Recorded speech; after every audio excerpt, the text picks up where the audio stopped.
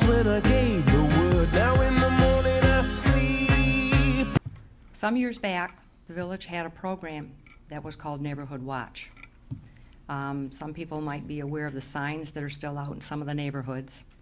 I was involved in the program way back in the beginning when it was originally talked about, and several of the citizens worked with public safety to go ahead and build up that little program. When it was working, it worked wonderfully. And how the program worked was when there was an incident in your neighborhood, don't really care how big or how small, there was a written notice that was put together. It was on a sheet of paper, and it had the Neighborhood Watch logo on it, and it was a bulletin from public safety, and it talked about maybe a lawnmower that got stolen from a garage, or a car that got stolen from someone's driveway, or a break-in, or whatever happened to be called to public safety's attention to go ahead and bring that neighborhood aware of what was going on.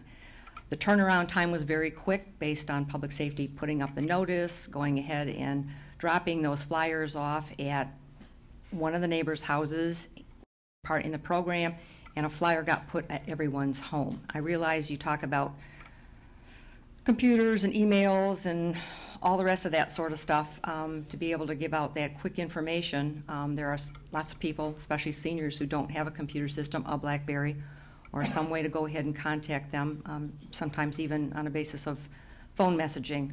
Some of those kinds of things are really nice, but it's the time and the person involved in making all of that go ahead and happen. I'm really not sure why the program necessarily broke down at the public safety end. Maybe it became that no one's choice was to go ahead and pick up the ball and run with it. The program, I want to say, was at least in existence for 10 years, if not better than that. I can't really give you a time frame, a number on how long it went, but somebody was specifically assigned to it as far as the public safety aspect went, and there were, originally when it got started, there were meetings that were put together in the neighborhoods where one neighbor hosted, and the neighbors came in, they heard about the program. Somebody was sort of developed as a block captain, and notices went out to them. They were given a call or whatever to come by and pick them up, or they got dropped at their house from public safety, and those flyers went out to advise everyone. So it's really not as if the community hasn't done that kind of thing, but I think for a long time we haven't had anything really substantial or repetitive type activities, so I really can't give you an answer as to why the program hasn't continued out of public safety, but we did have one and it worked well. I used to roll the dice, feel the fear in my enemy's eyes, listen as the crowd would sing. Now the old king is dead, long live the king. One minute I held the key, next the walls were closed on me, and I discovered that my cat. We have to be realistic. Lock your doors.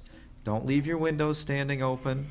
Don't put a brand new plasma screen on in the middle of your picture window for everyone walking by to see.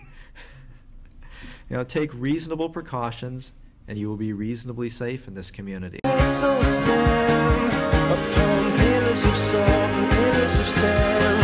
I hear Jerusalem bells are ringing, Roman cavalry choirs are singing.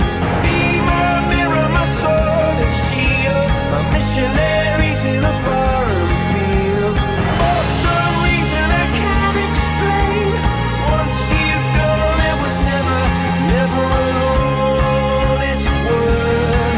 And that was when I ruled the world. One gentleman said something that was particularly disturbing. The neighbors are loading their shotguns. Please, people. This is a safe community. Let's keep it that way. We don't need to be our own worst enemy. I don't mean to say anything negative about people who own firearms. I own firearms. But loading your guns and leaving is just a bad idea. So let's not overreact. We are safe here. Take reasonable precautions and be reasonably safe. Ms. Koss. Oh, my Lord. Yeah, I just want to make a real quick comment about that. There,